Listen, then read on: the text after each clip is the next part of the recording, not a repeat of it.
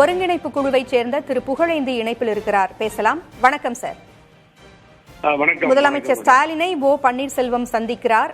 உடல்நலம் குறித்து விசாரிப்பதாக கூறியிருக்கிறார்.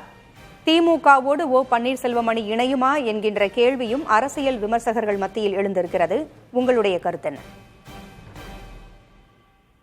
எனக்கு அந்த அளவுக்கு எல்லாம் அண்ணன் ஓபிஎஸ் அவர்கள் தைரியமாக ஒரு காரியத்தை செய்வார் என்றெல்லாம் நான் எதிர்பார்க்கவில்லை. அவர் வெளியில வந்ததே ஒரு மாபெரும் புரட்சியாக நினைக்கிறேன். நான் தான் சொன்னேன், அன்றாடம் இது ஓபிஎஸ் வெளியில் வந்தால் தேசிய ஜனநாயக கூட்டணியிலிருந்து ஒரு பெரிய மாறுதல் ஏற்படும், அரசியல் களம் மாறும் என்று சொன்னேன். நான் சொன்னது போலவே இப்பொழுது அவர் முதல்வரை சந்திக்கிறார். முதல்வரை சந்திப்பதற்கு அன்றைய தினம் திரு மு.க. செல்வம் அவர்கள் வரைந்த பொழுது அவர் போய் நேரடியாக சந்தித்து விசாரித்தார். நானும் போயிருந்தேன். இப்பொழுது திரு மு.க. முத்து அவர்கள் மறைவு மற்றும் முதல்வர் அவர்கள் மருத்துவமனையிலிருந்து வந்தது.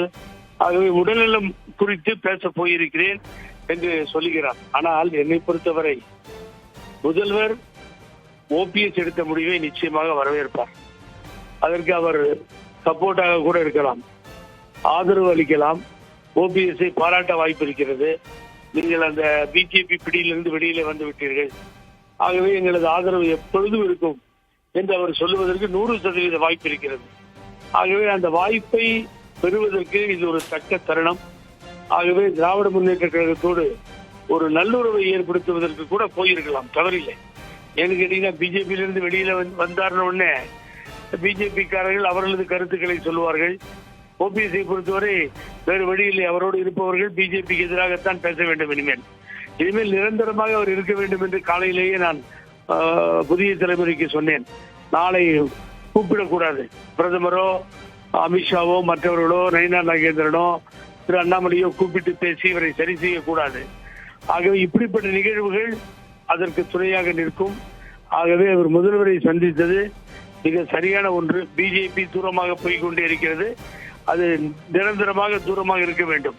இந்த சந்திப்பின் மூலம் இந்த உறவு தொடர்வதால் எதுவும் தவறில்லை. திராவிட இயக்கங்களை அசிங்கப்படுத்துகிற பழனிசாமி பிஜேபியுடன் சேர்ந்து கொண்டு அசிங்கப்படுத்தி அவமானப்படுத்தி இந்து முன்னணி கூட்டத்தில் கலந்து கொள்வது, RSS நூற்றாண்டு விழாவிலே கலந்து கொள்வது, ஆகவே பாரதிய ஜனதாவோடு ஒருங்கிணைந்து போவது, இதையெல்லாம் கையாளும் பொழுது அதற்கு ஒரு பெரிய எதிர்ப்பாக இது மாறுகிறது. ஆகவே ஒரு சந்திப்பு சரியானதாக தான் இருக்கும் என்று நினைக்கிறேன். ஆனால் அதற்காக போய் திமுகவோடு அவர் கூட்டணி வைக்கின்ற முடிவை எடுக்க முடியாது. இது அரசியல் களம். ஆகவே என்ன என்பதை பொறுத்திருந்துதான் நாம் பார்க்க வேண்டும். திமுகவோடு கூட்டணி என்ற முடிவை அவர் எடுக்க மாட்டார் என்கின்ற கருத்து சொல்லியிருக்கிறீங்க. இப்ப அவர் முன்னால் இருக்கக்கூடிய வாய்ப்புகள் என்னென்ன? அடுத்து அவர் என்ன செய்வதற்கான வாய்ப்புகள் இருக்கிறது? அடுத்தது காலையிலே நீங்க பாத்தீங்கன்னா, நான் அதை வரவேற்றேன், எல்லோரும் வரவேற்றோம். அதைதான் அமைப்பு செயலாளர்கள், மாவட்ட செயலாளர் மற்றவர்களும் வரவேற்றார்கள்.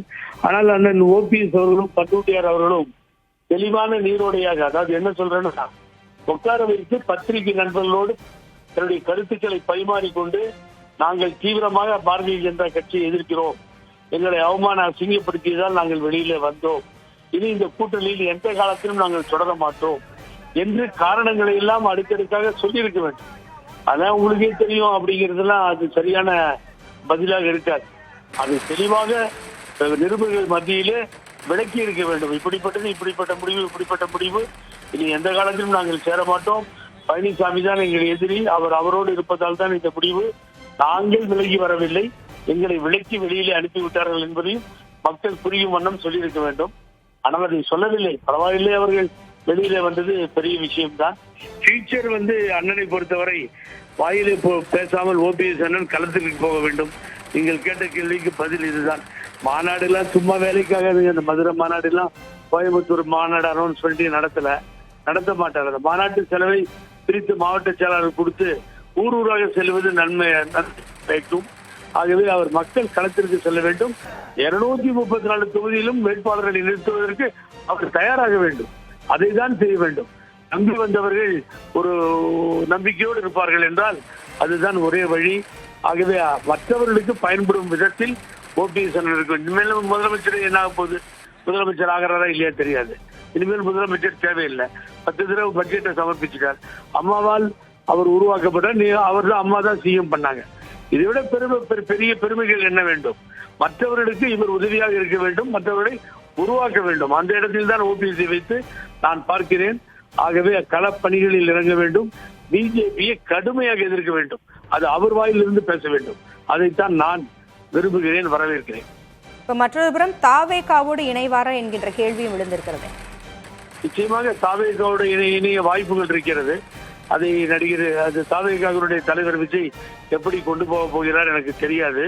ஆனால் இவரும் ஒரு அங்கமாக இருக்க வேண்டும். அதிமுகவிலிருந்து வெளியில வரக்கூடாது இவர். நீங்க நல்ல அருமையான கேள்வியை கேட்டீங்க. இன்னும் முடிவாகவில்லை. ஒரு ஒருங்கிணைப்பாளர்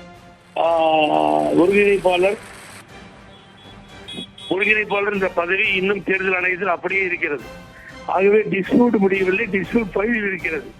ஒரு முறையும் இவர் ஏ ஃபார்ம் பி ஃபார்மில் கையெழுத்து போட்டு இவர்கள் இருவருக்கும் பிரச்சனை வந்த பின்னால் உரிமை கோரவில்லை. இப்பொழுதும் அவர் உரிமை கோரினால் இரட்டை இலை சந்தேகத்தில் நடுவில் தான் இருக்கிறது. அது எடப்பாடிக்கு என்று எழுதி வைக்கவில்லை.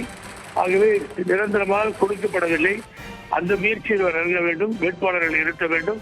அதிமுக ஓபிஎஸ் என்று சொல்ல முடியுமே தவிர வேறு எதையும் பயன்படுத்தக்கூடாது. ஏதாவது ஒரு மன்னாரன் கம்பெனி பெயரை சொல்லி போவாரே, ஆனால் அது எடுபடாது. நன்றி புகழ், இந்த இணைப்பிற்கு வந்து உங்களுடைய கருத்துக்களை பகிர்ந்தமைக்க நன்றி.